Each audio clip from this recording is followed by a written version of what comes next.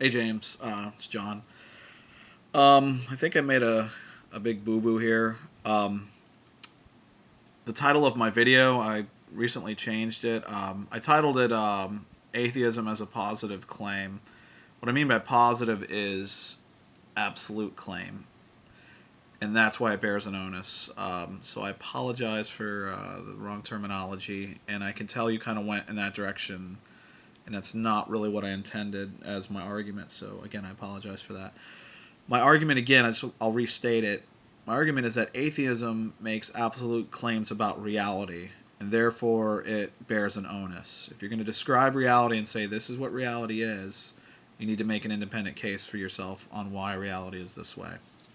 So let me break this down in a couple ways to help you follow what I'm saying, because there's a common assumption about what atheism does or does not do. Anyways, I want to start with the assumption that of the cause of the universe. Assumption A would be that intelligence caused the universe, and assumption B would be that non-intelligence caused the universe. These are the only two options we are facing. And now you might ask yourself, how can one naturally infer that an intelligence built reality? I mean, if you're just looking at the trees or if you're just looking around outside, you're not seeing the intelligence. Why would one infer this just from the object itself? And I want to say that I would say it's a properly basic assumption and a good starting point. And I'm going to use history to back that up because all along human history, we have always made the assumption that there's a deity involved, be it the Hebrew deity, the other deities of antiquity, the Greeks, the Romans. There's always been this assumption. And my argument is that this is a natural occurrence. It's a good starting point because it just kind of comes up in us. We just think that automatically. So by using history, I want to say that that is a good starting point. So again, the only two options is for the cause of the universe is intelligence and non-intelligence. And here's how atheism is making an absolute claim.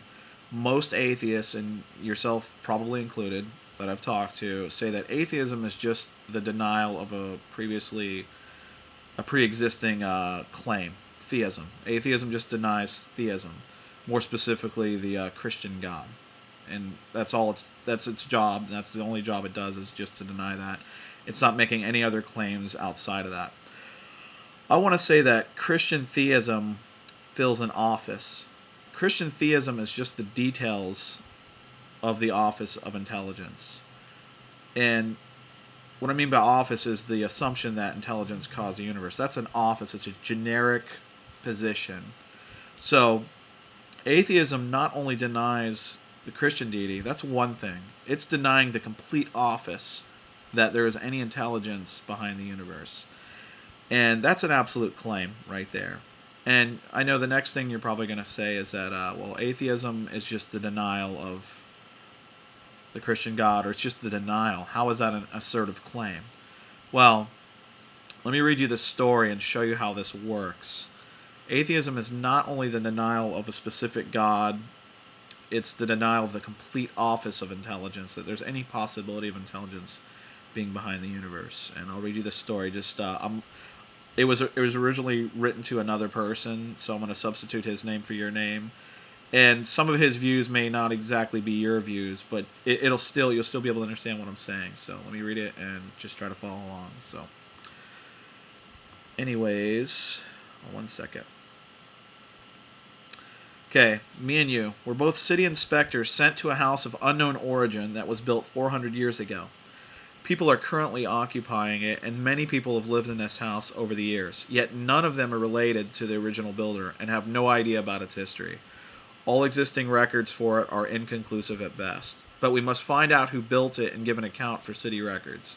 We both arrive on the scene and see that a house has been built. It is in fact probably the most elaborate house that we've ever seen. So we both start our work in finding out the origins of who built it.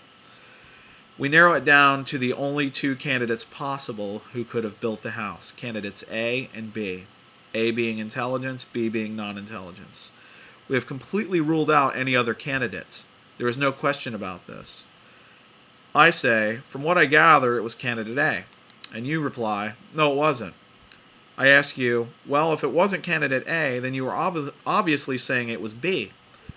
And you take me by surprise with your next statement. Listen, B is the complete rejection of the candidacy of A, and that is all I have to say about this.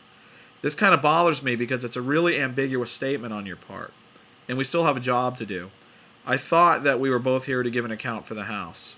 So I state again, well, since it's not A and there's no other option, you must feel that it's B. Is that what you're going to tell the city? You say, I'm not required to tell them crap. All I know is that it wasn't your candidate. Frankly, I don't care beyond this point. Now, at this point, I'm at a loss for words because the house still stands, and either both of us or one of us is still going to have to give an account for it. If it's not candidate A, who then is the sole absolute builder of the house, James? It would be B. Your rejection is your answer. If there is only one remaining candidate, that candidate is the sole absolute builder. You've already said it.